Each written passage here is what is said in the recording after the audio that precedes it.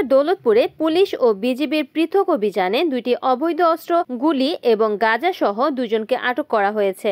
অভিযানে একটি দেশীয় ওয়ান শুটার গান, একটি বিদেশি পিস্তল, একটি ম্যাগাজিন ও 1 রাউন্ড গুলি এবং 2 কেজি গাঁজা জব্দ করা হয়। পুলিশ সূত্রে জানা গেছে, 9 অক্টোবর ভোর 5:30টার দিকে গোপন সংবাদের ভিত্তিতে উপজেলার আদাবাড়িয়া ইউনিয়নের ডাংমরকা গ্রামে একটি বাড়িতে দৌলতপুর থানার অভিযানে ওই বাড়ির শয়নকক্ষ থেকে একটি দেশীয় ওয়ান শুটার গান সহ মাহবুবুল ইসলাম নামে একজনকে আটক করা হয়। এ সময় তার ছেলে হিরো পালিয়ে যায়। মাহবুবুল ইসলাম ওই গ্রামের মৃত ইয়াদ আলীর ছেলে।